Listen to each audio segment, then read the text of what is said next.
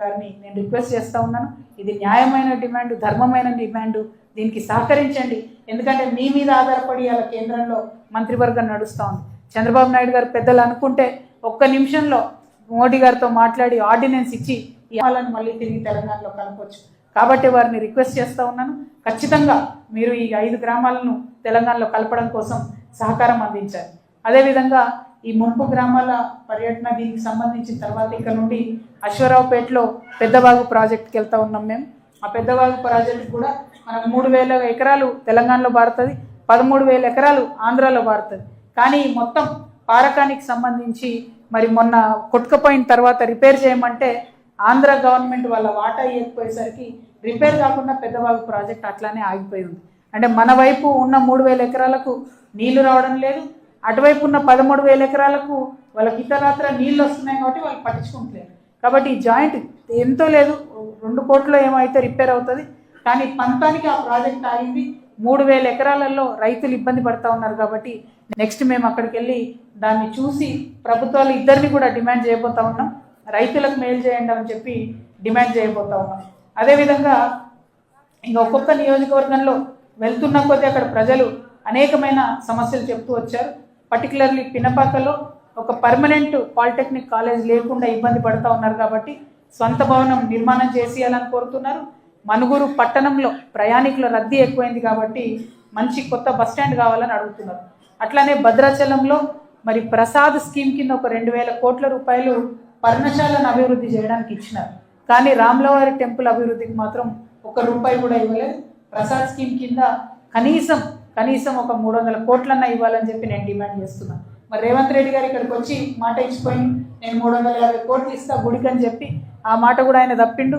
ఎట్లయితే ఆడబిడ్డలకు 2,500 ఇస్తా అని మాట తప్పిండో, ఎట్లయితే వృద్ధులకి పెన్షన్ పెంచుతా అని చెప్పి పెంచకుండా మాట తప్పిండో, ఎట్లయితే యువమిత్రులకు 2 లక్షల జాబులు ఇస్తా సంవత్సరానికి అని చెప్పి ఇవ్వకుండా మాట తప్పిండో, ఎట్లయితే అన్ని 6 గ్యారెంటీల మీద మాట తప్పిండో, రాముల వారికి ఇచ్చిన మాటను కూడా తప్పుతూ రేవంత్ రెడ్డి గారు మరి ఇస్తాన డబ్బులు ఇవ్వలేదు. కాబట్టి భద్రాచలం రాముల వారి కోసం ఆ డబ్బులు రిలీజ్ చేయవలసిందిగా నేను ప్రభుత్వాన్ని డిమాండ్ చేస్తా ఉన్నాను.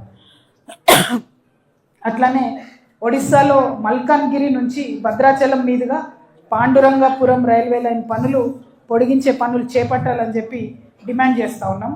అదేవిధంగా కొత్తగూడెం నియోజకవర్గంలో నిన్న మొన్న ముఖ్యమంత్రి గారి పర్యటన జరిగింది.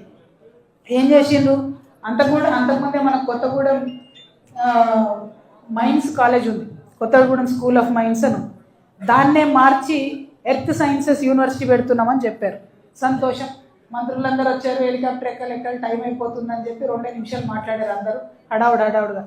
ఇంత హడావుడిగా మాట్లాడి చేసింది ఏంటనంటే ఉస్మానియా యూనివర్సిటీలో ఏమో 1000 కోట్లు ఇస్తామన్నారు, ఎర్త్ సైన్సెస్ యూనివర్సిటీకి 1 రూపాయి కూడా ఇవ్వలేదు. పెడతామని చెప్పారు. ఇదివరకు కూడా ఇట్లానే మోసం జరిగింది. ఇదివరకు గవర్నమెంట్లో ఏం జరిగింది?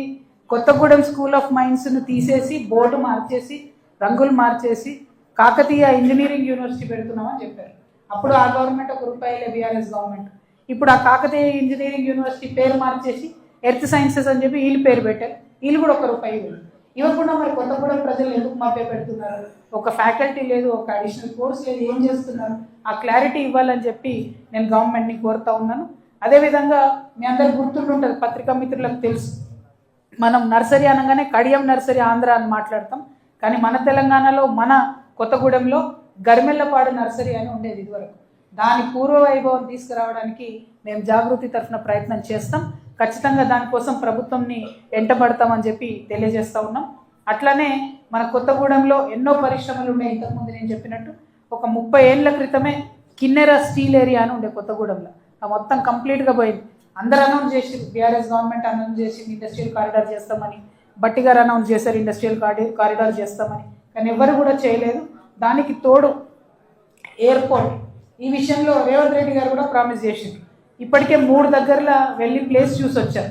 ఒకటి పున్కుడు చిలక దగ్గర, ఒకటి పాల్వంచ బంగారు గాజుల దగ్గర, ఇంకోటి సుజాత నగర్ దగ్గర, గరీబ్పేట దగ్గర. ఈ 3 చోట్ల స్థల పరిశీలన చేశారు. కానీ ఎక్కడ కూడా ఎయిర్పోర్ట్ విషయంలో ముందడుగు పడలేదు. మరి కొత్తగూడెం ఇండస్ట్రియల్గా డెవలప్డ్ డిస్ట్రిక్ట్, ఇంకా దీన్ని డెవలప్ చేసుకొని మరి పెద్ద ఎత్తున పరిశ్రమలు రావాలంటే మాత్రం ఎయిర్పోర్ట్ కట్టాల్సిందని నేను ప్రభుత్వాన్ని డిమాండ్ చేస్తూ ఉన్నాను. అదేవిధంగా ఒక 10 years అయిపోయింది, ఒక దశాబ్దం అయిపోయింది కానీ కొత్తగూడెం బైపాస్ రోడ్ మాత్రం కంప్లీట్ కాలేదు. అదేవిధంగా రామవరం గోధుమ వాగుపై సేతువారధి బ్రిడ్జ్ కూడా ఇంకా కూడా కంప్లీట్ అవ్వలేదు.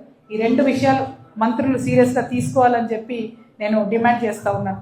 ఇక సింగరేణి గురించి చెప్పే అవసరమే లేదు.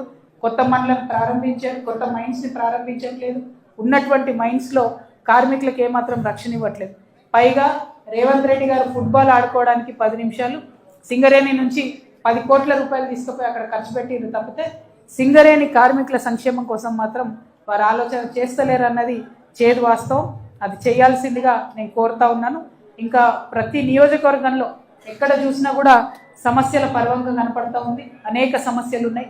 ఇట్లా జనం బాట కార్యక్రమంలో మేము వెళ్ళినప్పుడు వచ్చిన సమస్యలన్నింటినీ కూడా ఒక్కొక్కటిని మా దగ్గరికి తీసుకొని మేము పరిష్కరించేటట్టుగా ప్రయత్నం చేస్తాం.